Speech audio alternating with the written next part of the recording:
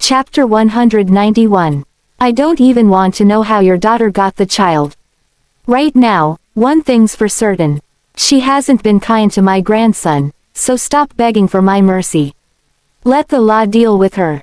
Darius snapped. Mr. Graham, Donna didn't mistreat Gavin. Gavin's just naughty, that's all. She had to punish him a little. A little. Have you read the news at all? What else has your daughter done behind everyone's back? Who knows? What a devil. I don't care how naughty my grandson has been. That doesn't give you the right to punish him like that. Get lost. Darius, eyes widened as he yelled. He got so angry that his body trembled violently. Edwin immediately rushed over to the old man and offered some soothing words. Mr. Graham, Donna has learned her lesson, so please free her. We can have a nice talk about everything else. Xaden decided to let go of his pride and pleaded some more. He was not willing to see his daughter suffer. I don't give a FCK what you know. Why hadn't you two talked things over with me when your daughter impersonated my grandson's mother? Do you seriously think an apology is enough? Darius retorted. Xaden replied shamelessly, I truly have no idea that she has done something so foolish. I'm telling you, Gavin is really her son. There's no way he isn't Donna's child. Please don't listen to such nonsense. Darius waved his hand, urging the two to leave. Edwin, get them out of here. I don't want to see their faces ever again.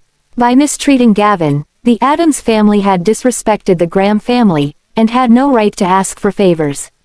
It's best you leave, Mr. Adams. Edwin had no intention of treating them respectfully after reading the news. At the same time, he was heartbroken. He never thought Donna would be so cruel to Gavin. That was unforgivable. Gavin was the apple of everyone's eyes. They pampered him so much, except Donna. It was no wonder Gavin was such a quiet kid. There were times he would shut himself off. It was likely all Donna's doing. It became clear that Darius would not give in. Xaden and Vivian eventually left. Bang! Darius vented his anger by slamming his cane against the back of the couch. It broke upon impact. Calm down, old Mr. Graham. It's not worth jeopardizing your health because of what they did. Edwin rushed over and comforted Darius again. He poured the old man a glass of water. Darius, expression turned somber as he instructed Edwin, inform everyone that we're no longer on good terms with the Adams family.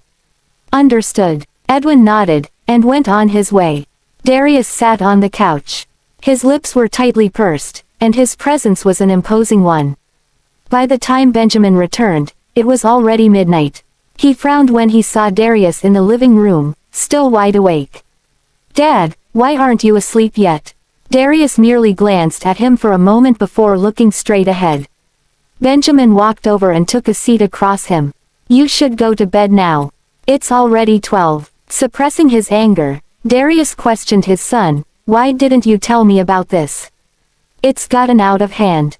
Have you found Gavin? Darius might be mad, but he was more concerned about Gavin's whereabouts. That was why he insisted on waiting for Benjamin. Benjamin shot his father a glance before pouring another glass of water and placed it in front of the old man. I didn't tell you because I've been busy. No, I haven't found him yet.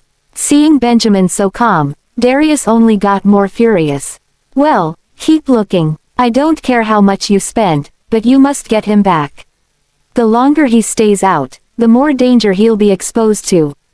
Why did you come back anyway? Chapter 192. Weren't you the one who told me to come home? Benjamin said as he scrutinized his father. Anger surged within Darius as he stared back at his son. I didn't know you were that obedient. Get out there and look for my precious grandson. You're dead meat if anything happens to him. Do you shun him because he's not Donna's biological son? I'm telling you, if you don't love him, I'll take him in and treat him like my own. After Darius told him off, Benjamin pinched his temple. He felt a headache coming. He's with his biological mother. What did you just say? Darius was confused by the sudden revelation. My grandson was abducted by traffickers, wasn't he? What do you mean he's with his biological mother right now? Are you saying that Gavin is safe? If so, where is he? Why didn't you bring him home? He's going to be in a state of shock. Benjamin stared at his father. He knew Darius would not be able to go to sleep without an answer. He's safe, but I'm not quite sure where he is. I'm still looking for them. His words carried a hint of resignation and helplessness. It was not that he refused to bring them home. He simply could not find them. Darius furrowed his eyebrows tightly. He found Benjamin's statement questionable. Don't tell me that you lied to me about him being with his biological mother just because you couldn't find him. Sensing that Darius was about to blow up, Benjamin quickly explained, I'm serious. His birth mother took him away. He's perfectly safe. Darius froze. Didn't the news reports say Gavin was abducted by traffickers? He frowned while Benjamin remained calm. You mean the lady mentioned on the news isn't a trafficker, but Gavin's birth mother? Who told you she's a trafficker? Benjamin's face fell. He disliked the derogatory term used to describe Arissa. The news said that she kidnapped my precious grandson. What is she if not a trafficker? Darius snapped angrily at Benjamin. Since she's the birth mother, then why did you put up a bounty for their return? Are you out of your mind? Benjamin gave his father the side eye. If I hadn't done that, do you think I'd be able to locate them? They're deliberately hiding from me. Darius glared back at him. Well, why are they hiding from you? Why did she take Gavin away? Benjamin would like some answers too. He had been taking care of Gavin since he was a baby. Yet, the boy switched sides and was currently hiding from him. Where could she possibly hide with 5 kids in tow? Could this woman have devised a plan from the very beginning to steal Gavin from me? That explains why she approached me back then. At that thought, rage flared up within him. Just go to bed, Dad. I promise you, I'll get your precious grandson home, safe and sound. Don't worry. With that, Benjamin got up and walked out. Where are you going? We're not done here. Darius was fuming mad. It was bad enough that Benjamin only told him half of the story before he hung up on Darius. This rascal is showing way too much defiance toward me. Is he already beyond my control now that he's all grown up? Nevertheless, Darius had known Benjamin was a tough nut to crack ever since he was a child. What else is there to say? Benjamin turned around to look at his father. Darius's mouth twitched. Benjamin's words infuriated him even more. Donna mistreated my grandson. How do you plan to deal with her? While Darius treated Donna quite well, he loved Gavin even more. If he had to pick a side, he would of course choose Gavin, not the outsider. We will go through the legal process. With that, Benjamin turned around and left. After that, Darius beckoned Edwin over. Did you find anything? Edwin nodded. Just tell me already. Darius demanded. Don't get too worked up, old Mr. Graham. You have to mind your health. Cut the crap and spill it. I'm as healthy as a horse. Darius bellowed as he slammed his walking cane on the floor. The reason Mr. Graham ordered his men to capture Donna was because she had ordered someone else to abduct Gavin. Gavin was not the only victim. Several children were abducted as well. Darius's cheeks twitched out of utter rage. This woman is vile and vicious. What is she planning to do with my grandson? Unfortunately, Edwin did not have any information regarding Donna's true intentions. I want updates on this. I want to know what else she's done. Get someone to monitor the Adams family. Report to me as soon when new information arises. They won't get away with it so easily.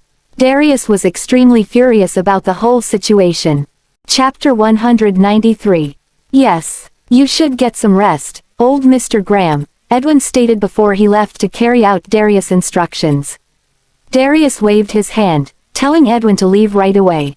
The old man sat for a moment longer before retiring to his room upstairs. Once Benjamin left the house, he called Ethan again. Any updates? Not yet, Ethan replied. He hoped he did not sound too stressed. Benjamin hung up soon after. Then, he returned to the Graham residence. The house was dead silent. He headed upstairs and into Gavin's room. As he sat there, Benjamin held up Gavin's favorite toy robot. His eyebrows furrowed tightly as he examined the toy. This rascal left me. He chose his mother, not me. Benjamin pursed his lips. He was extremely jealous of Arissa. Despite having only met a few times, Gavin had already taken Arissa's side, not his. Nevertheless, Benjamin's heart softened at the thought of his other children. He took out his phone and dialed Arissa's number. As expected, he could not reach her at all. She really knows how to take precautions.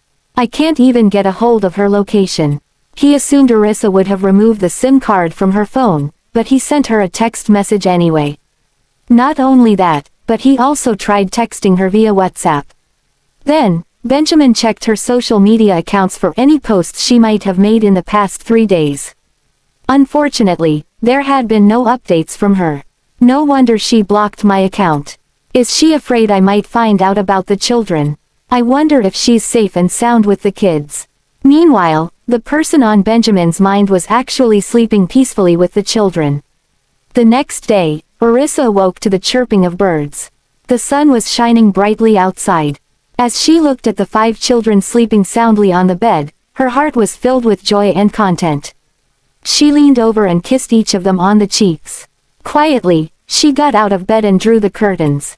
She went to wash up and got dressed before heading to the kitchen to make breakfast for them. Bradley was still asleep. He had been out buying some necessities for them the night before. Thanks to him, they had everything they needed, including the children's formula milk. For breakfast, she decided to make oatmeal porridge. Halfway through, Arissa spontaneously stepped out of the house to get some fresh air. Their current hideout was sprawled with lush vegetation, with a farm and an orchard in the far distance. The breathtaking scene had the ability to calm the mind. They seemed to have entered a paradise. Birds were singing in the background. They also got a magnificent view of nature. Having warmed up, Arissa took a stroll in the garden. She gathered some fresh herbs and vegetables along the way before returning to the house. Gavin had woken up. He was looking for Arissa. "Good morning, Mommy." "Morning, sweetheart. Why didn't you sleep in longer?" She walked over and patted Gavin's head fondly as soon as he came down the stairs.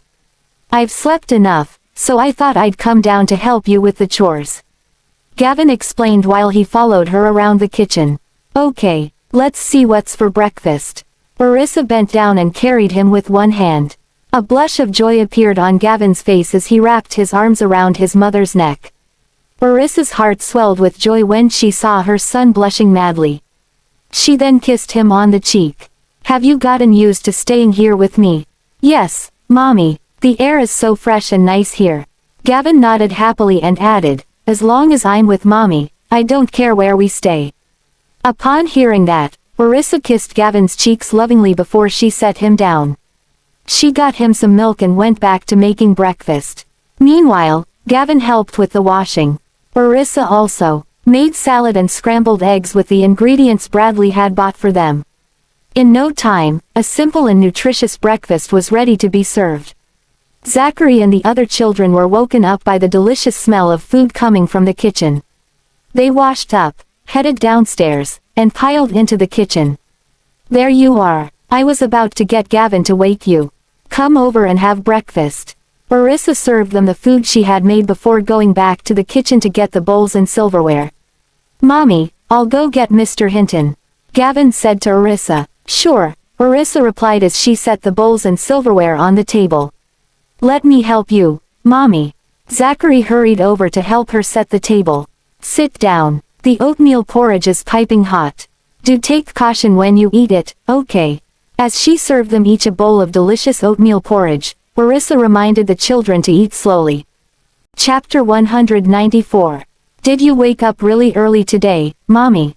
Breakfast is ready so soon," Jasper said, looking at Arissa. "Gavin didn't even wake us up just now. We could have helped Mommy with her chores too." Jessie, who was sitting next to him, yawned a few times.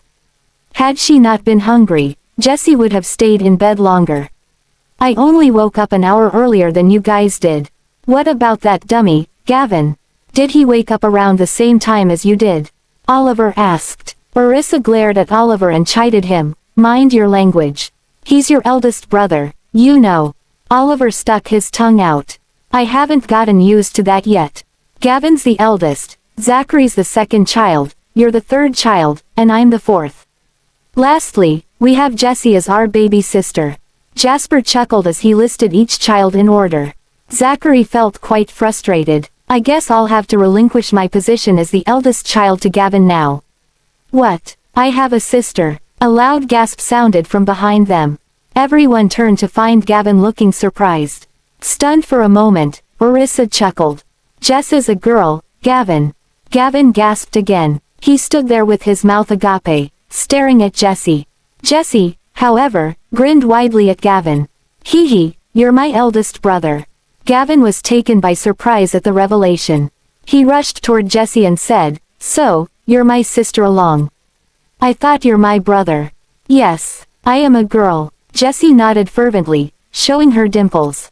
She was rather adorable. "That's great news. I thought you were my little brother." Gavin was over the moon about the news.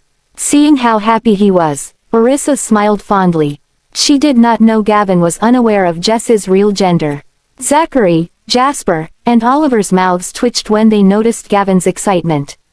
They snickered. "I didn't think you would actually believe us when we told you Jess is our brother." Jasper grinned. Gavin stole a glance at Jasper, but he was not really mad or upset. He caressed Jess's face and said, "I had a hunch that you're my sister, but they tricked me into believing that you're a boy wearing girl's clothes." In fact, his siblings lied to him that Orissa was the one who had always wanted a daughter, and that she would sometimes pretend Jessie as a girl by dressing her up in feminine clothes. Orissa was amused. "It's my fault for not telling you about it. I've completely forgotten. In the past, she was afraid that Jessie would be bullied just because she was a girl. So, whenever they went out, Orissa would dress Jessie up in clothes to match her elder siblings. She had Jessie retain a boyish hairstyle so that it was easier to manage. I'm really happy, Mommy. I have a sister now." Gavin smiled goofily at Jessie. He was still amazed by the discovery. After she was done serving oatmeal porridge to the children, Orissa said, "All right, eat up, Gavin. Jessie isn't going anywhere, okay?" Gavin kissed Jessie on the cheek before tucking into his meal. "I thought you knew, Gavin." Jessie flashed a wide grin, revealing her missing front teeth. Gavin smiled back. The two liked how everything turned out. Orissa smiled as she looked at Gavin and Jessie. "Gavin, did you manage to wake Mr. Hinton up? Will he be joining us for breakfast?" "Oh, I almost forgot. Mr. Hinton said he needed more sleep. He wants us to leave some food for him." Gavin told Orissa about Bradley's request. Orissa was happy to hear that. She knew Bradley could not possibly get up so early in the morning. She set aside some of the food for Bradley. Then, she dined with her 5 children. After a while, Zachary got bored and went to switch on the television. News reports about their abduction appeared on the screen. The updated amount of their bounty came as a jaw-dropping surprise to them. Oh gosh, it went up to 100 million. Oliver's eyes lit up almost instantly. That's a whole lot of money. Orissa closed her mouth and said nonchalantly, "What's all the fuss about? 100 million won't burn a hole in Benjamin's pocket at all." "Mommy's right, Daddy, I mean, Benjamin is filthy rich." Gavin nodded. Orissa looked at Gavin with a sad face. Benjamin is really hurting Gavin right now. She could not help but sigh deeply. He keeps increasing the amount. With that hefty sum, it might not take long before we get caught, Zachary said as he looked at Orissa. She glanced at her son and replied, "Let's not worry about that. Eat up." Chapter 195. Benjamin's pulling out all the stops now. Looks like he's determined to find us. Suddenly, Orissa had a thought. Why don't I just hand them over myself? Donna might have been apprehended, but it would take some time to determine whether she would be put behind bars. If Benjamin could somehow influence the court's decision, Donna would face the consequences of her crimes. After all, the children are me. Donna couldn't take them away from me. Now that the woman had been exposed, Orissa felt it was a smart deal to return Gavin to Benjamin. The bounty was one thing. Whether they take it or not was another. Nevertheless, Orissa began to form plans in her mind. She was certain that Benjamin would not be able to locate them easily. After they were done with breakfast, Orissa took the children for a stroll. The children noticed a clear stream up ahead and got excited. They rolled up their pants and went there to catch fishes, shrimps, and even snails. Be careful. Orissa sat by the riverbank and watched them play. Fortunately, the stream was fairly shallow. Aside from some slippery pebbles on the riverbed, it was perfectly safe for the children to play in. "Aren't you coming down, Mommy?" Jasper shouted happily as he played with the snails he caught. "I'll come down when you're tired." "Are you kidding? We won't tire that easily." Jessie laughed aloud. "Mommy, I caught a shrimp. It's so tiny. Come down and play with us, Mommy." Oliver called out to Arissa. "Come help us catch some fish, Mommy. We haven't gotten any luck with them." Zachary summoned his siblings to come over, but the fishes in the stream easily evaded capture. "The water's cool and refreshing, Mommy. Come take a dip." Unfortunately, Gavin stumbled and slipped as he waded through the stream. His clothes were soaking wet. Seeing her children having fun, Arissa could not resist joining in. She removed her shoes and rolled up her pants before wading through the cold water to join them. Eventually, all of them gave up fishing and started a water fight among themselves. Not far away, a young boy spotted the family from his spot on a hill. He envied them. "What are you looking at, Danny? We've got to go now. If we don't leave soon, it'll be too late for us to earn some money." An older boy called out to the young boy, who was unkempt and rather shabby. Carrying a basket on his back, he walked up the hill. At the end of the narrow path was a mineshaft. They would dig for coal and sell them to make a living. The boy, known as Danny, reluctantly looked away from the happy family by the stream and followed his companions. Arissa was still in a daze as she watched the young boy disappear from view. For some reason, her heart skipped a beat. "A boy was peeking at us just now, Mommy." Zachary was the first to spot the boy. He grew suspicious of him. "Maybe he's just curious about us." Arissa's heart sank just thinking about that boy. The kids living around here seem to have a tough life. Perhaps they have never experienced fun. They probably wished they could do what we did just now. "I think we're almost done for the day. Let's go home now." Arissa called out to the children. "Mommy, how are we going to bring all these snails home? Should we go get a bucket?" Jasper had both his pants and sleeves rolled up really high. It looked like he was wearing short pants and a tank top. Arissa was amused by his outfit. "Why don't you run along and get one?" "But I'm tired, Mommy." Jasper pouted. "Come on, let's just bring them home in our clothes. Save the hassle." The 5 children exchanged glances. "We're going to soil our clothes, Mommy." Jessie was hesitant to ruin her new clothes, as she had only worn them that day. "You'll have to change out of them when you get home anyway. They'll be clean again after a wash. Hurry up, it's getting really hot." Arissa urged them. Gavin was the first to follow Arissa's instructions. He rolled up the hem of his shirt and filled it up as many snails as he could hold. When the other children saw that, they followed suit and stuffed their clothes with the snails and wild shrimps they had just caught. "What about the fishes, Mommy?" Zachary turned around and looked at her. Arissa smiled. She then plucked some reeds from the riverbank and used them to skewer the fishes. "You're amazing, Mommy." Jessie grinned from ear to ear. Chapter 196. Gavin smiled and chirped, "You're so smart, Mommy." Zachary, Oliver, and Jasper became speechless. Arissa brought them back after they were done packing. "Sweethearts, do you all want pasta or risotto?" "Mommy, I want carbonara," said Jessie immediately. "Do you think you're still in town?" Jasper gave Jessie a scolding. Jessie let out a light snort. Arissa remembered that there might be cheese. "Let's check whether there's cheese in the house. I will make it if there is." "Yay, awesome." Jessie was exhilarated. After they had returned, only then did Bradley awaken. Seeing that they were dirty as if they had played outside for a long while, he fumed, "Why didn't you guys wake me?"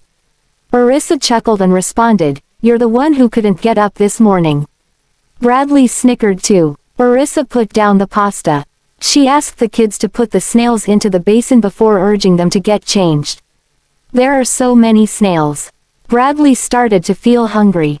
"Snails in garlic butter is the best. Do you have any tweezers?" Arissa asked. "I think there's one in the car. I'll go and get it later." Arissa went to change her clothes before coming back down.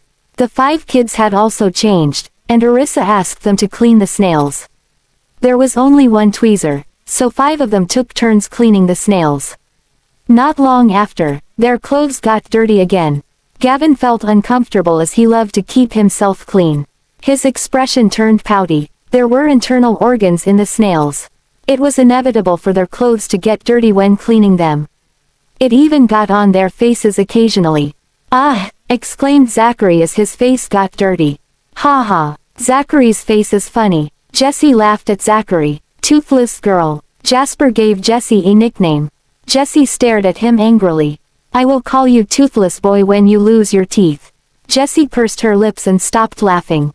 Orissa was bemused. Bradley enjoyed some nuts while watching the kids' interactions. "Boss, should I go and get some groceries?" He could only eat as there was nothing for him to do. "You have bought a lot yesterday. It's better to move around less," reminded Orissa. Bradley nodded, and he called his friend to get some information. Nothing was going on in the town. However, some people at the mine noticed them. "Hey, I saw a woman with 5 kids when we were on the way here. Could it be that she's a trafficker?" Suddenly, everyone was excited. "Wouldn't we make a big profit if we notify someone? It's 100 million. That's a lot of money." Really, I don't know. I only saw a glimpse of them. Danny had seen them for much longer, right, Danny?" Suddenly, Danny, who was the youngest in the group, was surrounded by everyone. "Tell us, was there really a woman with 5 kids?" "There definitely was. The woman must be a bad person."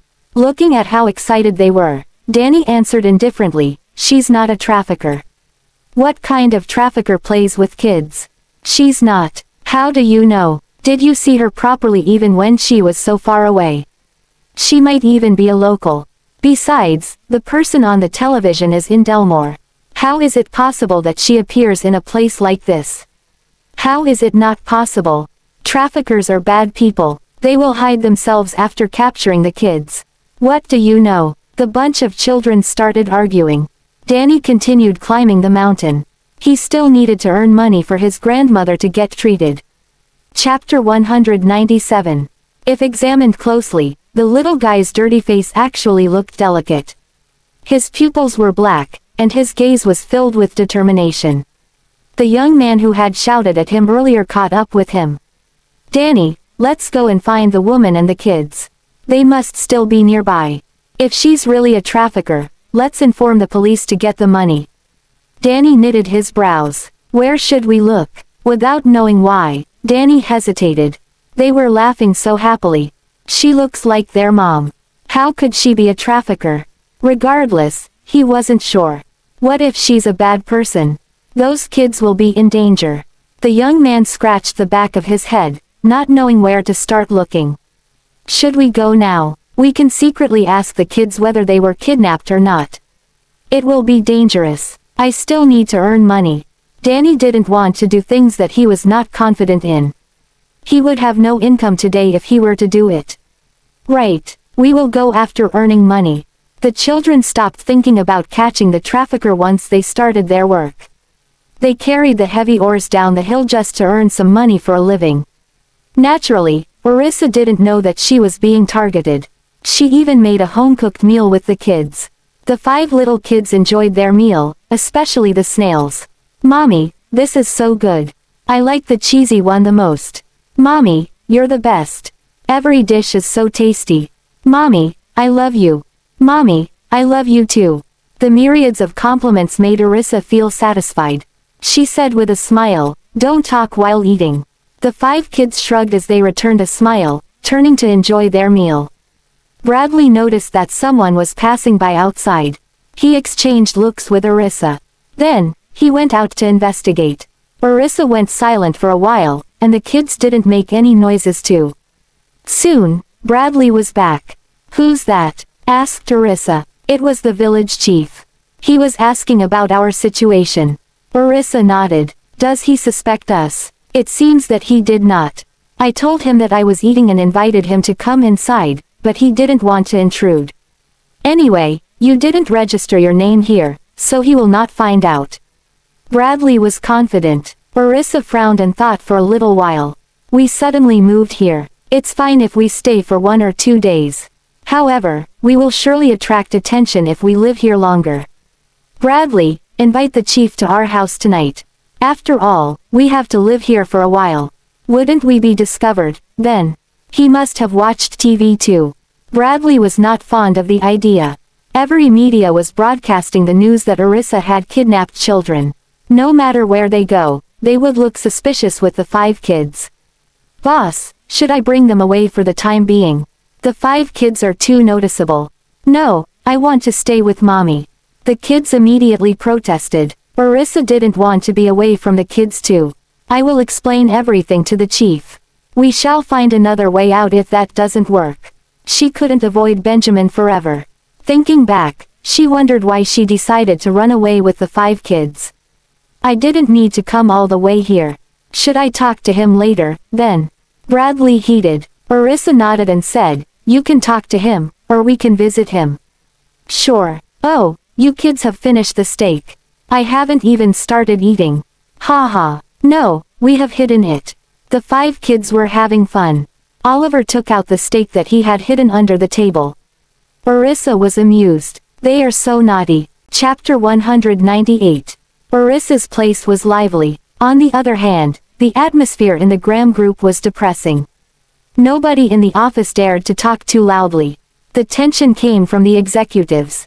Out of everyone there, Ethan was the most miserable. Ethan quickly ran into the room upon hearing Benjamin's call. Mr. Graham, do you need something from me? Do you have any updates on Arissa? Benjamin asked with a straight face. Not yet. Ethan glanced at him, then quickly lowered his head. Miss York, please bring the kids back soon. Add more manpower and lead them in the search. Benjamin frowned. He was worried that he might have made a commotion, causing unnecessary trouble for himself. If his enemies targeted them, their safety would be in peril. The Graham family had been in power for years, and it was inevitable for them to offend some people in the business world. Mr. Graham, if I go to search for them, then the work here. Ethan had no idea when he would find them. He reminded Benjamin that he had a lot of work to do here. Bring Jack back. Benjamin swept a glance at him. Ethan nodded vigorously. Jack has wanted to return anyway. He cast a look at Benjamin. Benjamin threw him a cold gaze as he barked, go now. Ethan rubbed his nose awkwardly. Mr. Graham, I still have to pass my work to Jack. Some time might be wasted if I do that. Wouldn't it be better for him to search for them directly? After all, Miss York didn't meet Jack before. It will be much more convenient for him to look for them discreetly. Benjamin considered it for a while before answering, fine, go. Ethan immediately went out to make the arrangements. In truth, he wanted to search for them since he would not need to stay under the pressure of Benjamin if he went. However, Jack's ability could not match up to his. He was worried that he might need to clean up his mess when he returned. Come back at once unless you want to throw away this opportunity. He made a hasty call to inform Jack. At that moment, Kingsley and Sean came to look for Benjamin. Boss, Gavin hasn't been found yet. Kingsley wasn't worried. He looked at the man busy with work with a smile on his face. Benjamin shot him a glare. Is this guy gloating over the situation? Bring them back if you have nothing to do. Kingsley cleared his throat. I don't know their whereabouts too. I think that a man like you can't take care of Gavin well. Why don't you let him be with Arissa? Sean gave him a nudge, reminding him not to offend the angry man in front of them. He looked toward Benjamin and asked out of concern, there's no news yet. No. Benjamin retracted his gaze and continued working. Kingsley and Sean exchanged a glance. Kingsley spoke again. Benjamin, have you thought about why Gavin doesn't want you to find him? Both of them were shocked when they saw the missing person notice. They had asked Ethan about it before coming to Benjamin. Gavin even threw away the necklace that he had always worn.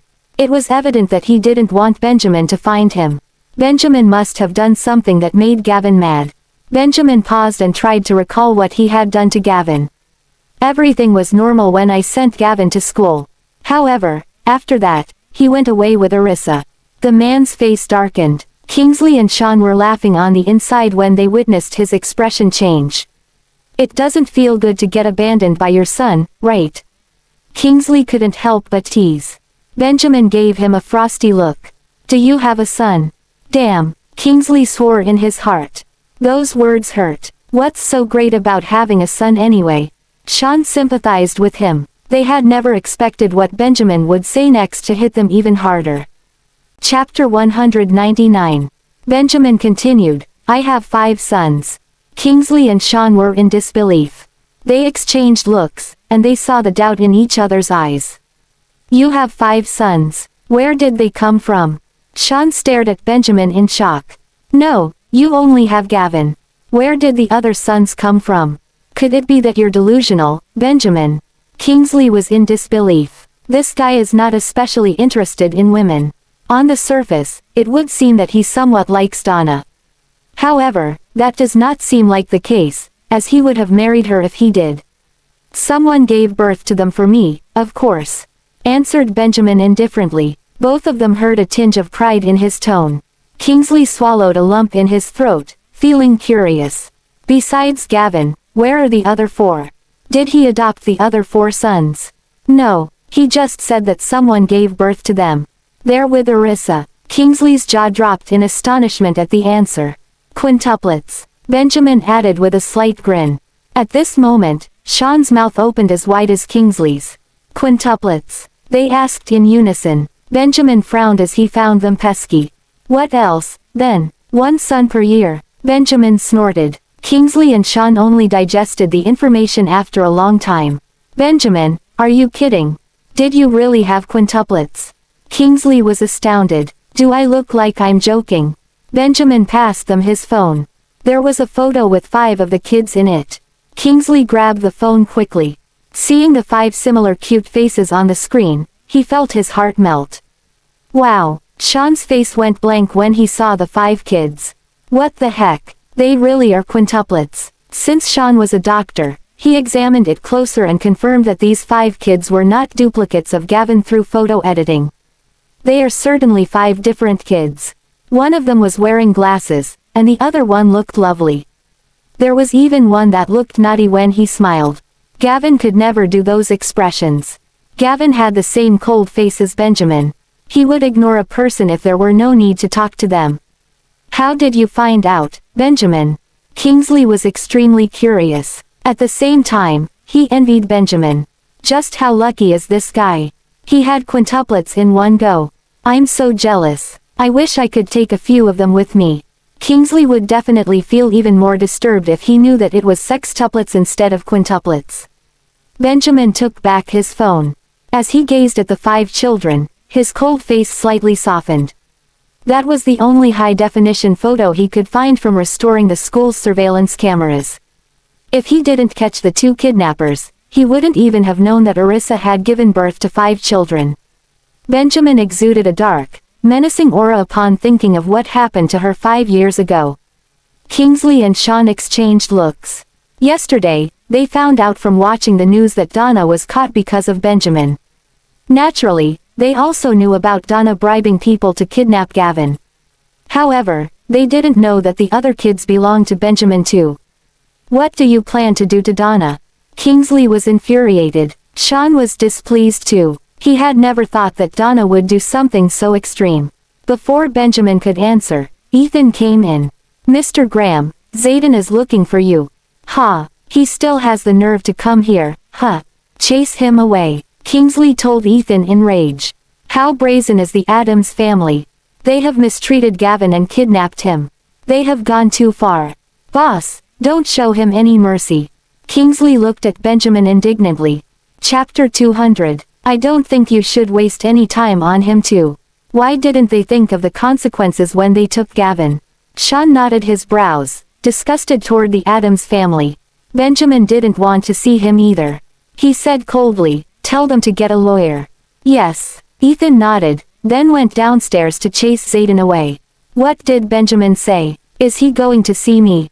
Zayden had come on his own and immediately asked upon seeing Ethan. Please go home, Mr. Adams. Mr. Graham has asked you to look for a lawyer, replied Ethan grimly. Zayden's expression changed. Mr. Frank, please talk to Benjamin again. Donna can't stand being in there any longer. There's no use. These are all Miss Adams' own doings. Please go. Don't disrupt the operations in our office. Ethan turned and left after warning him. Zayden didn't leave. He stayed in the hall to wait for Benjamin. My daughter is there because of Benjamin. If Benjamin doesn't give in, there will be no other way. Ethan didn't bother with him. Kingsley and Sean stayed with Benjamin for a little while before leaving to help with the search. Kingsley snorted disdainfully when he saw Zayden downstairs. He swaggered off without casting a second glance at him. Zayden walked up to them shamelessly. Sean, are you here for Benjamin? Zayden addressed Sean in a friendly way. Sean's eyes flickered. He then plastered on a smile and said, "Oh, you're here, Mr. Adams." Zayden showed him a smile in return. Sean, how is Benjamin feeling now? Not too good. Sean looked at him and continued, "You're here to see Benjamin. I would advise you to go back. He's not in a good mood today. Stop wasting time on him. We still have to look for Gavin." Kingsley turned back to urge Sean. When Sean was about to leave, Zayden held him off. "Sean, Gavin hasn't been found yet." Sean looked at him and asked with a smile, "Do you have any clues?" "I would have sent him back if I did," Zayden replied awkwardly as he hadn't tried to search for him. "Ha ha, if Gavin were in your hands, he would be in danger. Bringing him back is not something you would do, right?" Kingsley mocked him without leaving him any pride. Zayden's expression changed. "Mr. Watts, don't slander me. Gavin is also my grandson. What harm could we possibly do to him? And your daughter is a mom. Why did she kidnap him? To kill him." Kingsley was disgusted by how bold the Adams family was. Zayden's face darkened. "Sean, let's go. We will make the Adams family pay for it if we can't find Gavin." Kingsley spouted and strode off. Sean ignored Zayden and left with Kingsley. Zayden was infuriated. He couldn't leave if Benjamin didn't want to see him. There's no chance for Donna to get out if they can't find Gavin. Zayden gave it some thought and then ordered his people to search for Gavin. Gavin and Donna have had many years of mother and son relationship. Even if they are no longer close to one another, Donna will be able to get out if he's willing to say something nice. As long as he says that it's not kidnapping, Donna will be fine. The more he thought about it, the more he believed it would work. He decided to leave at the end after waiting for Benjamin for hours. Jack rushed back and eyed Zayden when he saw the latter leave. Then, he quickly went up to report himself to Benjamin. "Mr. Graham, I'm back." Jack was hauling his luggage when he arrived in a rush. His body was covered in sand, and his hair was yellow. It was not from dyeing his hair but from being covered in sand. He was ordered by Benjamin to go mining.